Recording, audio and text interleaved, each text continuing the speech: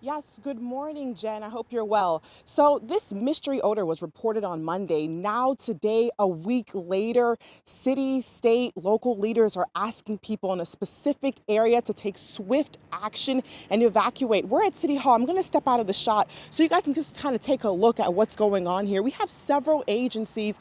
We want to assume this is the command post and where they're meeting to figure out what they're going to do. We can see a woman is handing out sheets of paper. We have different city vehicles kind of lined up over here. I just spoke with the mayor not too long ago. He says he's currently meeting with residents, but he will meet with us and give us an update. But all I can tell you and the information I can give you right now is that response teams are actually going door to door right now, helping people evacuate.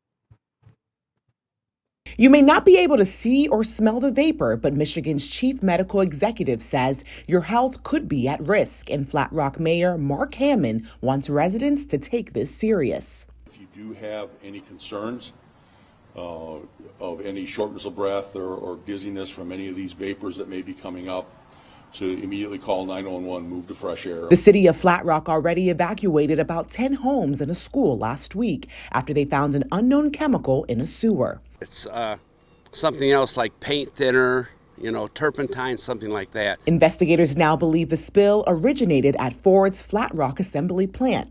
In a statement from Bob Motocross with Ford Motor Company, he says, "We determined that the scale of the fuel leak was much larger and that Ford is likely the source of the problem in Flat Rock, for which we apologize." Today, health officials say the community is at risk of exposure to high levels of benzene. High levels were detected in a 4-square-mile perimeter west of I-75. Benzene is a flammable and colorless liquid with a sweet odor used to make other chemicals. It is found in gasoline, crude oil, and tobacco smoke. Breathing in higher levels of benzene could cause people to feel sleepy or dizzy, have headaches, vomit, or have a rapid heart rate. The city of Flat Rock plans to use firefighting foam to suppress the vapors in the sewers. The Department of Health says another area with potential exposure is an area bounded by Gibraltar Road to the north, Sheik's Road to the west, East Huron River Drive to the south, and Tamarack Road to the east, as well as buildings along Woodruff between East Huron River Drive and Cahill Road.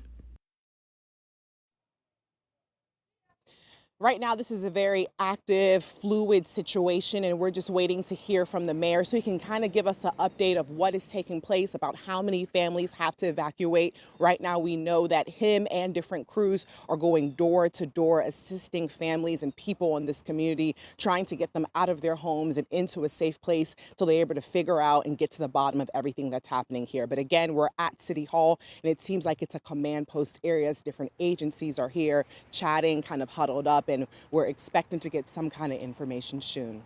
Jen? We want everyone there to be safe, of course. So, Nana, thank you very much for that live report. We'll check back in with you.